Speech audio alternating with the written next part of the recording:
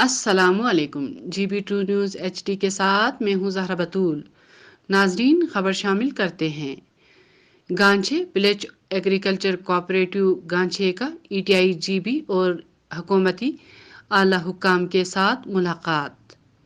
حکومت گلگت بلتستان اور ETI-GB کے تعاون سے اس وقت ضلع گانچے میں 18 کوآپریٹو سوسائٹیز مختلف یونین کونسلز میں قائم ہے، جو پچھلے 2 سالوں سے مقامی پھلوں، سبزیوں اور فصلوں کی پیداواری صلاحیت، بہتر پروسیسنگ اور ان کو مقامی، قومی اور بین الاقوامی سطح پر مارکیٹنگ کے لیے کسانوں کو مالی و تکنیکی معاونت فراہم کر رہی ہے۔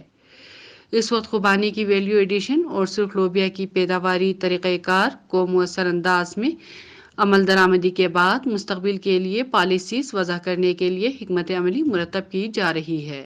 اس ضمن میں آج ضلع گانچے کے ہیڈ کوارٹر خپلو کے نجی ہوٹل میں اہم سیشن منعقد ہوئی، جس میں ETI گلگت بلتستان کے ہیڈ برکت اللہ، سیکریٹری زراعت گلگت بلتستان خادم حسین، ETI بلتستان ریجن کے کوآرڈینیٹر شاہد حسین، RFO کے صدر رضا الحق و اراکین، DFO کے صدر و اراکین اور ضلع گانچے کے 18 VSCs کے نمائندوں نے شرکت کی اور اپنے اپنے کوآپریٹوز کے چیلنجز اور مستقبل کے لائحہ عمل اور مسائل سے حکام کو آگاہ کیا۔ اس موقع پر سیکریٹری زراعت خادم حسین اور ETI کے صوبائی سربراہ برکت اللہ نے ضلع گانچے کے VSCs کی کارکردگی پر اطمینان کا اظہار کرتے ہوئے ہر ممکن تعاون جاری رکھنے کے عزم کا اعادہ کیا۔